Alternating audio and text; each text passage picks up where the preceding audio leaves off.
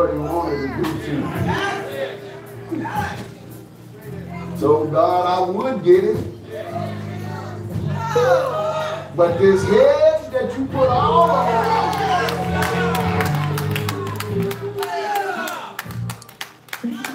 thank you, Lord,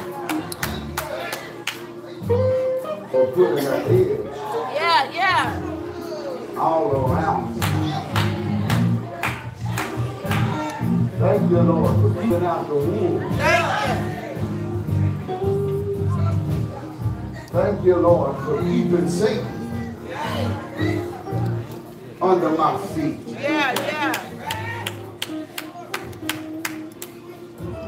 Hallelujah.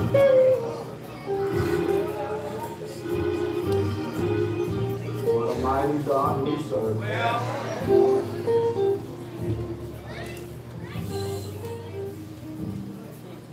I love the Lord. I tell you, I love him. Tim, I love him. Quan, I love him. For he heard my cry. And he pitied every groan.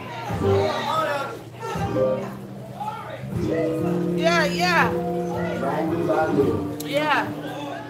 While trouble rises, I will hasten to his throne. I love the Lord. There's nothing else like it. There's nothing else like it. You can find nothing in this world that'll do you like Jesus.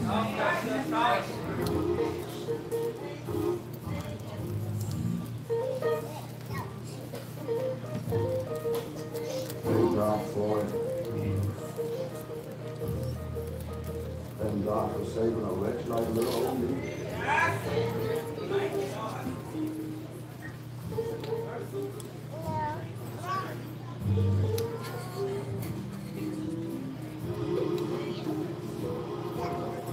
This old wretch in the world.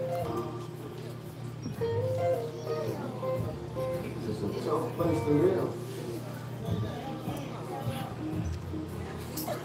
I don't know about y'all, maybe it's easy for you, but it's rough out here on the people of God.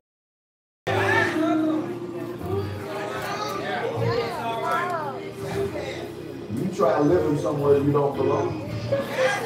I'm sorry, so you think you belong here. You feel comfortable here. And then you too comfortable.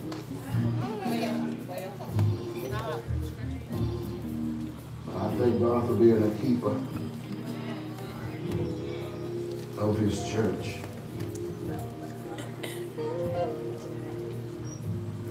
Got a brief word this morning.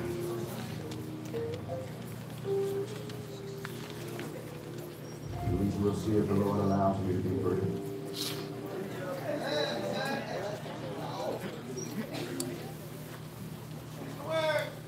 Y'all don't talk back to me, I might be long. Don't give me a shout, amen, for nothing.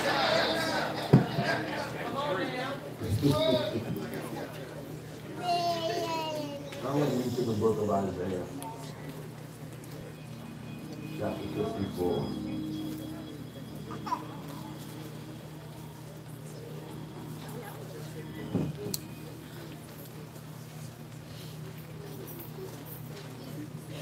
Book of Isaiah, chapter 54.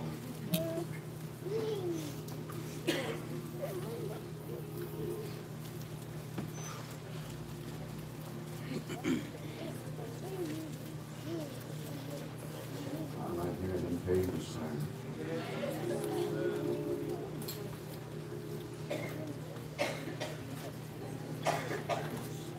That's me looking out of Bible.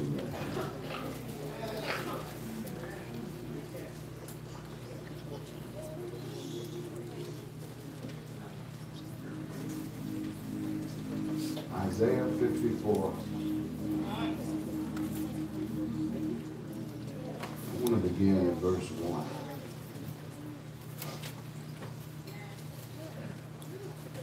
Isaiah 54. Sing. Somebody say shout. Shout. O barren, thou that didst not bear, break forth into singing and cry aloud. That didst not travail with child, for more are the children of the desolate than the children of the married wife, saith the Lord. Enlarge the place of thy tent, and let them stretch forth the curtains of thine habitations. Spare not, lengthen thy cords, and strengthen thy stakes. For thou shalt break forth on the right hand, and on the left, and thy seed shall inherit the Gentiles, and make the desolate cities to be inhabited. Fear not, for thou shalt not be ashamed, neither be thou confounded, for thou shalt not be put to shame. For thou shalt forget the shame of thy youth, and shalt not remember the reproach of thy widowhood any more. For thy Maker is thy husband. The Lord of hosts is his name. And thy Redeemer, the Holy One of Israel, the God of the whole earth, shall he be called. Amen. Amen. Bread of Liberty, I just came to serve you notice this morning that we're about to burst.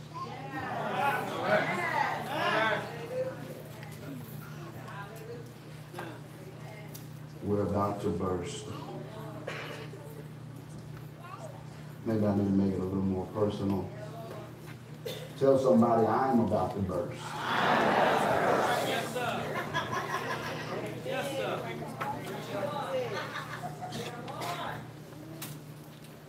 Maybe you ain't expecting anything. But Greater Liberty, I've got some expectations.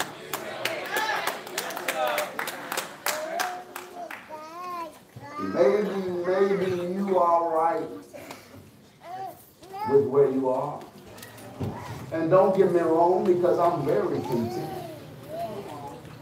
But what I am not is stagnant. And what I do is I look forward to what God has in store. You need to know, child of God, that God has something in store just for you.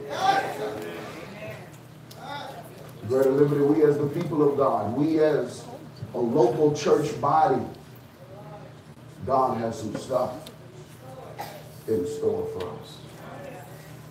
And guess what? It just belongs to us.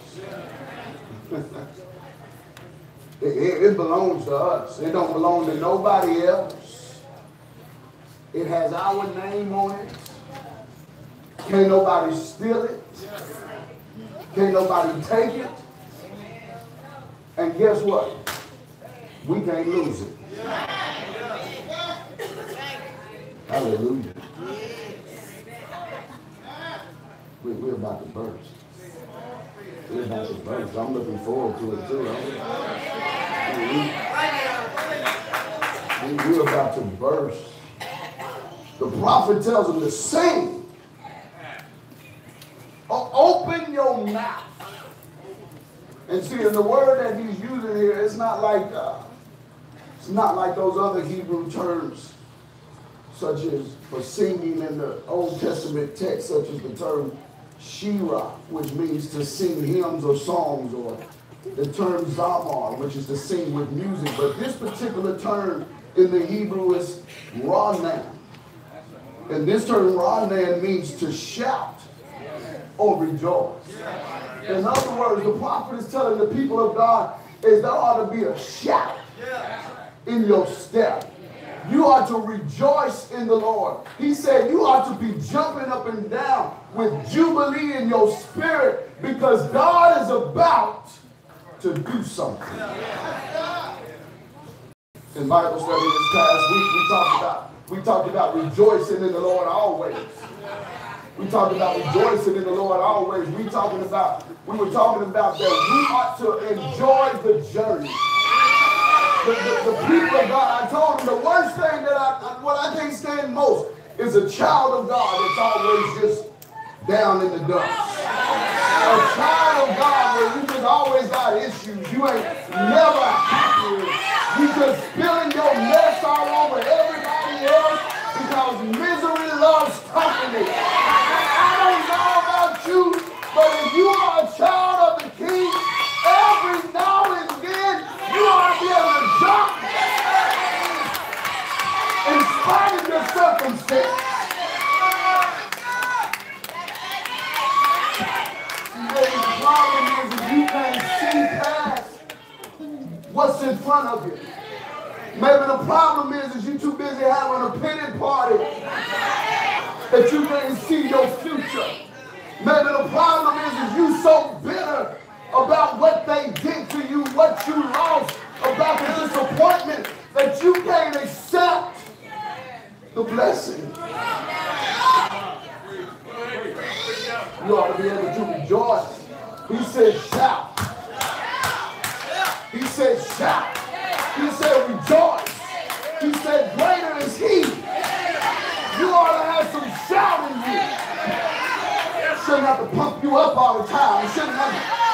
You ought to come into his house with thanksgiving, into his courts with praise. Worship should already be on your lips. Worship should already be in your heart. For when it said that we're not forsaking the assembling of ourselves together, but when I come into the house of the Lord, I come with praise on my lips. He just simply said rejoice. He said rejoice. You better learn to rejoice. You better learn to shout hallelujah in spite of your circumstance. But you ought to be able to praise God on some grace. You ought to be able to just praise God based on what he told you is for you. You ought to be able to praise God just by looking down the realm of time through the eyes of God, through the eyes of the Holy Spirit, and with the mind of faith, and see what God is working out in your life. And say, I may not have it now, baby, but I'm going to praise God.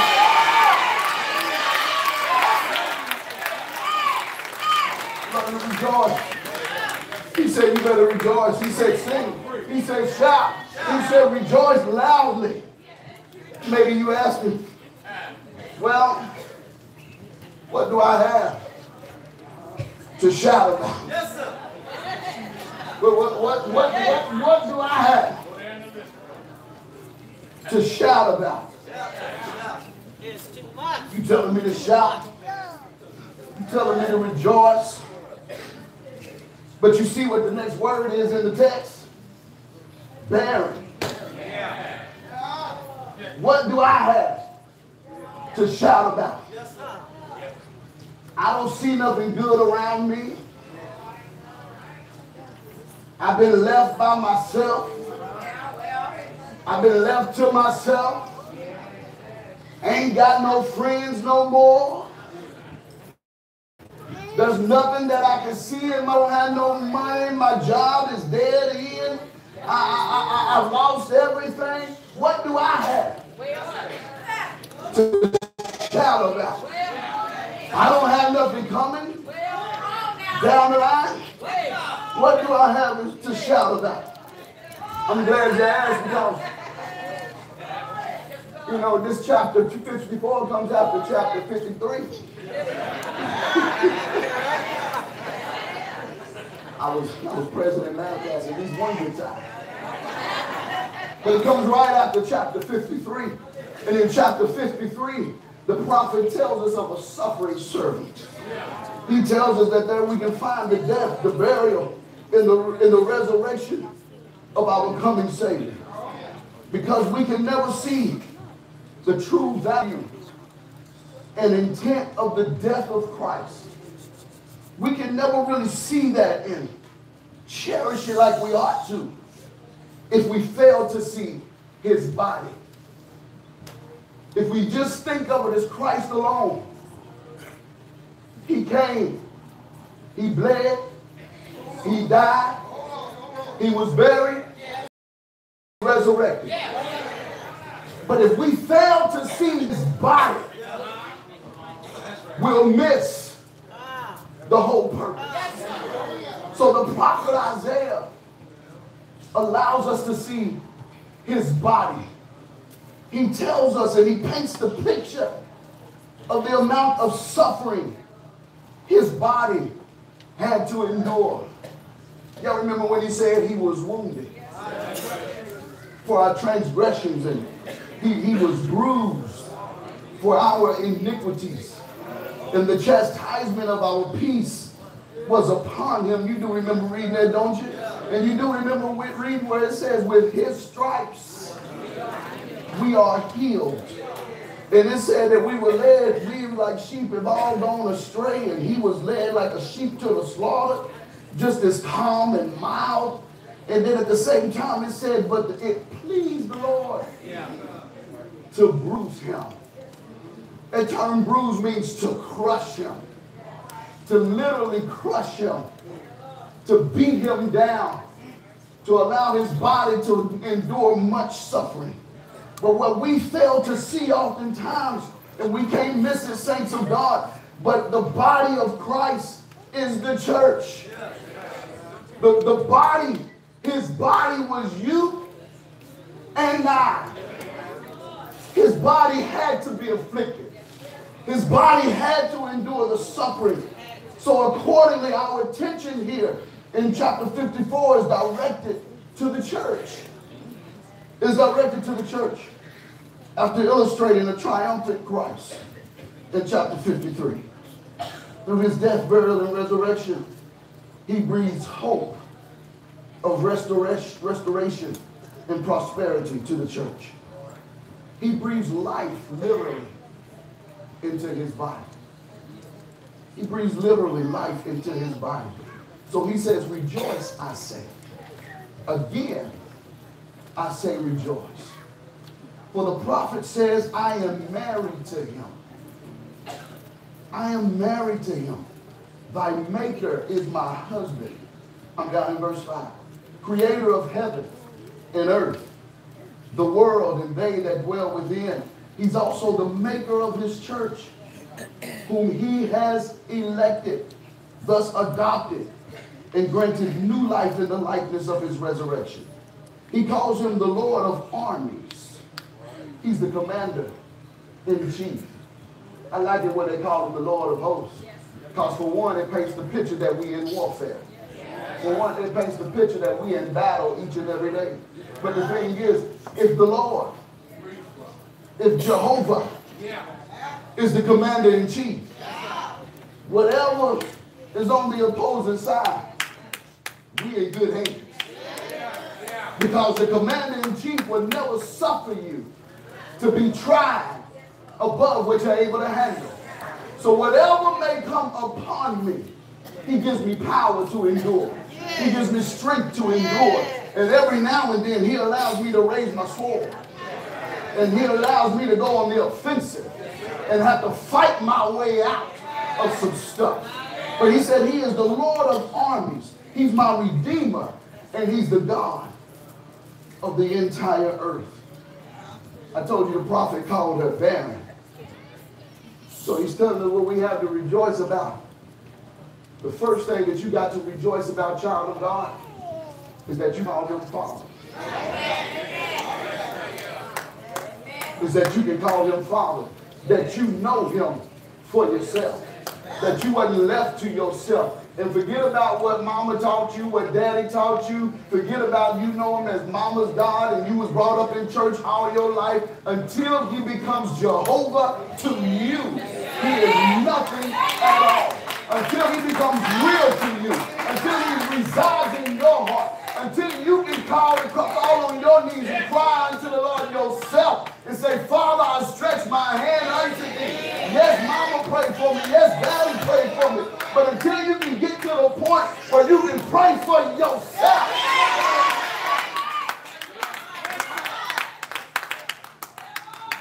until you get to that point where you have relationship with him, until you get to that point where you can go to him, until you get to that point where you understand and you realize, as long as I've got God on my side, then everything will be all right. Mother and father can forsake me. Friends can leave me. I can lose my house, car, I can lose respect, but as long as I still got Jesus, as long as I still got my Lord, it's all right with me. When he calls her barren, I'm going to rejoice, but I'm barren. I'm going to rejoice, but I'm a widow. I'm going to rejoice, but I'm desolate. And calling her barren, you know, see, the thing is just looking at her from the outside. It looks like no offspring could be expected. Greater Liberty, some folk been looking at us for a long time. And they've concluded, ain't nothing good coming out of Greater Liberty. Folk been looking at you for a long time. And they've concluded ain't nothing good coming out of their house. Look how they talk to other folk. Look at how much misery is going on. Look at all the slander that's going on around their nation. But the thing is, you know, I understand, because if you judge me based on my outward condition, it might look a little messed up. Some things might seem to be a little out of place. Some things might seem to be a little out of order. My kids might be running amok. They might be a little hard-headed. I might not be where I ought to be. But baby, what you don't understand is that there's something going on the inside. And God is working a great thing in my life. He calls her a widow. Because see, the thing is the reason he says that she was going through a period of widowhood, or paints a picture as if she had been divorced. But the thing is, and you got to remember that God had allowed Israel to go into captivity.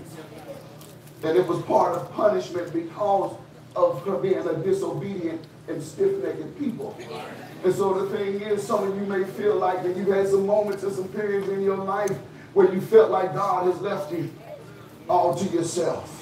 When you felt like you was looking for the Lord in your situation and you couldn't find him nowhere. You couldn't see the hand of God working in your situation and working in your circumstance. Your whole household is in a shambles. Your financial situation is in a shambles. Your marriage is in a shambles. Your children are in a shambles. You can't figure out how to get out of it. And you can't understand, if God was on your side, how can God allow you to go through the things that you're going through? I understand you can't see God working in your life. Brother Liberty, I told you already, there's some folk that's on the outside looking in who thought we was already broke, busted into the door should have been closed a long time ago, and that nut come out of Greater Liberty. But at the same time, that's all right. You can look at us. Yeah, we have a cracked wall. Yeah, we messed up on property.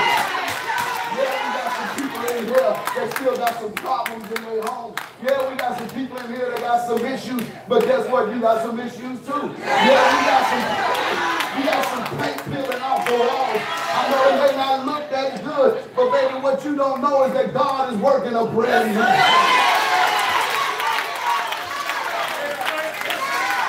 He's working a brand new thing. And what I come to tell you and what I come to let you know is, even though we've had to go through some stuff, even though we had to endure some painful situations, even though we had to endure some loss, even though we had to endure some struggle, and it appeared that God was nowhere to be found, God was still working.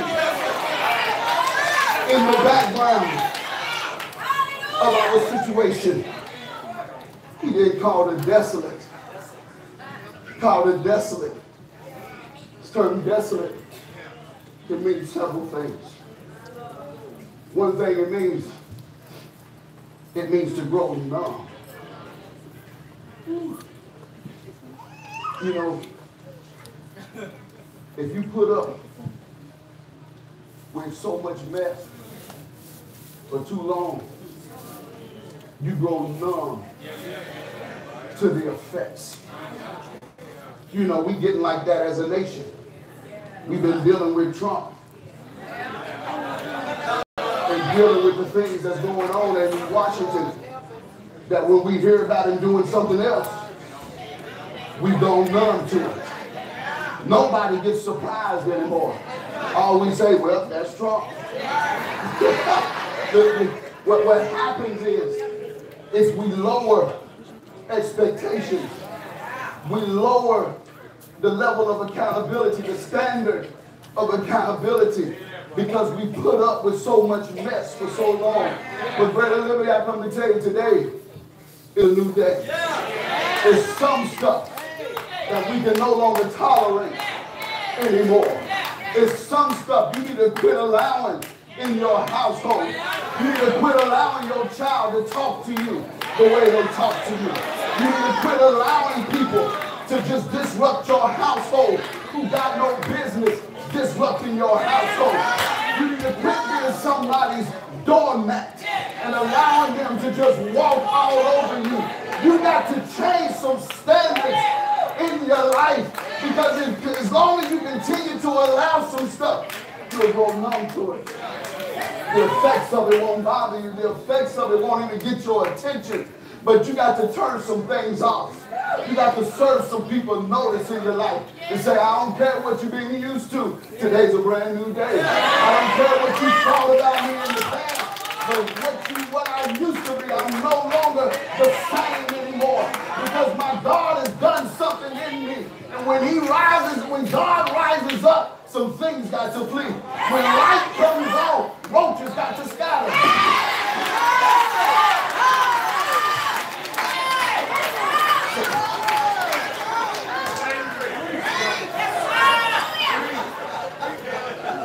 So things got to go. So things have got to go. We become numb in a desolate situation. Also in a desolate situation, it can mean you become depopulated. You can become depopulated. And see, Brother Liberty, I was reading this book. Called Autopsy of a Deceased Church. And the Lord allowed me to read this book before he called me to pastor. And the thing is I believe that the Holy Spirit does, what he allows, he's always intentional. And the thing is God showed me some stuff in that book. And it showed me that we had some symptoms. Help me, Holy Spirit. That we had some symptoms of a dying church. And the thing is anytime you see depopulation going on, people are fleeing, people are dying, people no longer want to even show up. It looks bad from the outside looking in. But baby, what I got to tell you is this, is even though we were going through that period, and even though it didn't look good, God was still working. And he still never left us. He never forsook us. But God was always right there. He will never leave us without a witness. God will always raise up somebody. God kept somebody on the deacon board. God kept somebody in the prayer ministry. God kept somebody in the choir. God kept somebody on the door. God kept somebody in the pulpit. God kept somebody in his finance room. God will take care of his church. God will take care of his church. I don't care how much you give to a church. I don't care what you think you're doing with your finances. There ain't nobody in the world that ever paid so much money they kept a door open in God's church. The church of today is thriving. The elect of God is living today because of God's grace. It's because of his provisions that we are where we are. So in all this, I need to tell you, You're going to give birth. He said to more than the married wife. I'm barren and I'm a widow. But I'm going to give birth to more than the married wife. But they're telling me God is about to do something. And the thing is, he's about to do it outside of the ordinary. Nature ain't going to be able to explain it. Science ain't going to be able to explain it. People are going to look at your situation and they're going to see where you are now and where you've been. And they're going to wonder, how did you make it over? But the good news is we know exactly how we made it over. But God's doing something extraordinary.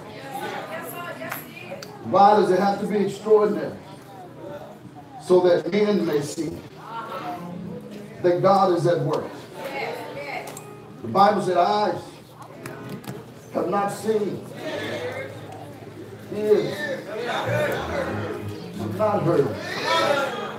He said, nor has it entered into the hearts of men what God has prepared for his church. Not only does he call them barren, but he said you hadn't even endured any labor pain. But he tells me I'm getting ready to give birth to more than the married wife. What that tells me is that labor is coming. We've been going through some pains. We've been going through some losses. We've been dealing with a lot of sickness, a lot of surgeries, a lot of things been going on in the last few years. But I feel like they're just labor pains. Help me, Holy Spirit. The labor pains are already among us. I've had 37 funerals since the Lord called me to be the pastor of this church. I looked in the program and I saw that we buried 12 members since this time last year. But then I looked over on the other page, and the other page showed 20 baptisms, 12 by letter, and 1 by Christian experience. And last I checked, that's more than double of what we lost. So anytime you experience some labor pains, I'm reminded of Jabez in the book of 1 Chronicles, when the Bible said that Jabez was more honorable than his brothers because his mother bore him with much sorrow. In other words, his mother had extreme labor pains. Have dealt with childbirth, and you know there's one that may have given you more trouble than the other.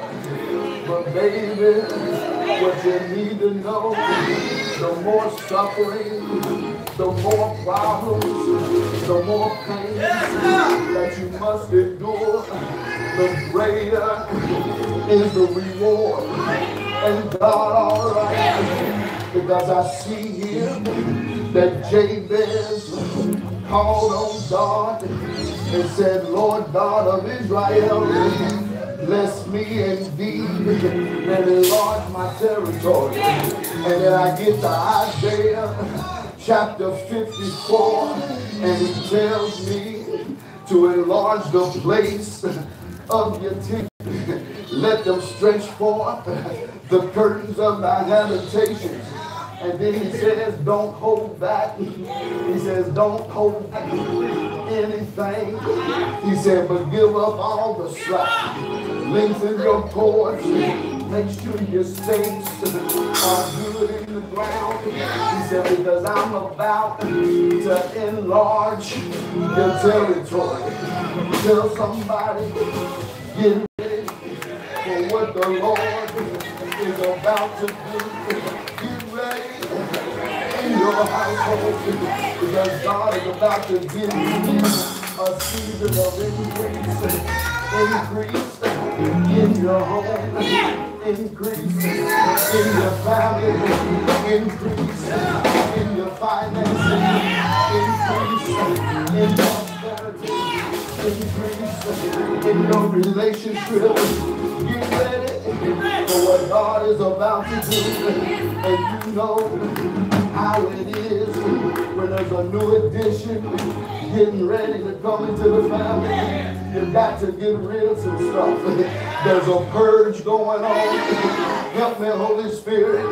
But we're in this season where God is preparing us. He's making room for what's about to come in. That means that some old stuff has got to be cut away. Some old people have got to be cut away. Because everybody is not for you. Everybody is not for where God is taking you. Purge some stuff in your life. Put some stuff away. Throw some stuff out the closet. Get some stuff out of the attic and get rid of it. Because you got to make some room for what God is about to do in your life. Is anybody ready for what the Lord is about to work out? I'm ready for my blessing. I'm ready for my territory to be enlarged. He said, I need you to get ready. He said, I need you. Whatever's on your left side, I need you to clear it out the way. Whatever's on your right side, I need you to clear it out the way. Why, Lord, do I need to purge some stuff? Why, Lord, are you cutting so much out of my life that with all you're doing, I can't see the growth?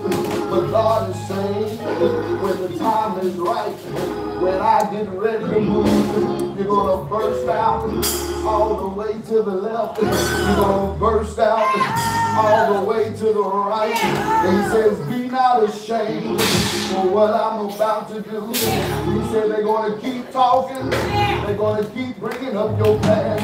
They're going to keep saying what they want to say. But keep your eyes stay on Jesus and watch the Lord work a miracle in your life. And God, all right. Is there anybody here that knows my Jesus? Is there anybody that's ready for God to work a miracle in your life? Is there anybody that's sick and tired of going through what you're going through? You're sick and tired of being where you are. But I come to let you know, baby, get ready for what God is getting ready to work in you. All the pain, all the loss, get in the birthing position, because something is about to burst forth. Because he said, how can I hang my hat on what the Lord said? He said, because I'm married to the maker, the creator of all things. He's my redeemer. He lives. He suffered just for me. So while you think I'm here in this race all by myself, you need to check my finger. You need to check my blood, because I got Jesus on my name. He has picked me up, turned me around. I'm something better than what I used to be. And God, I'm glad. I'm glad. He hasn't left us yet, but every time When you fall on the ground, won't he pick you up? Won't he do it? Won't he do it? Won't he do it? Shout it! Shout it!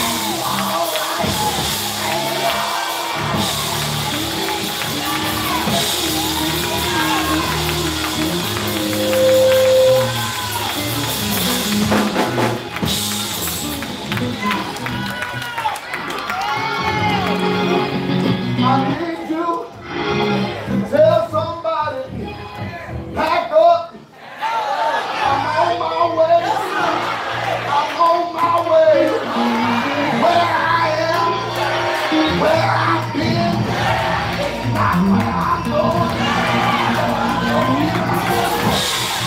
my Jesus.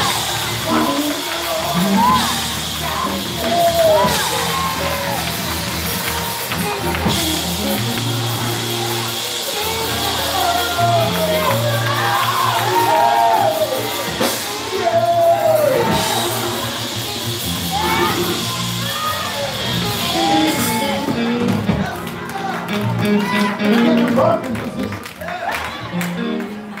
Get in work position. Some of y'all need to claim some stuff in your life. Some of y'all need to worship God like you already got it. I don't need to see it right now, but I know what my God has promised me. Get ready. Get ready. Without the verse, we got quadruplets up in there. But straight up, we got to bust outside these walls. We got to bust open the streets. Get ready, get ready. Get happy, ready, get ready. Get ready, get ready. Here we go.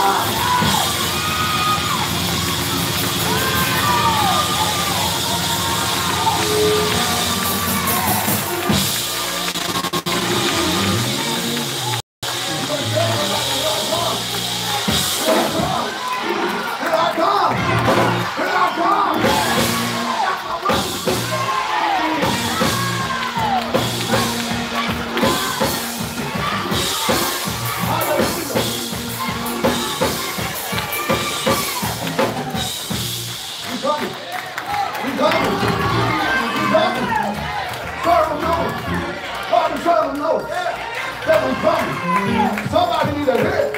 Make sure this is on Facebook. Make sure it's on YouTube. Somebody tell me right now. Right in this time.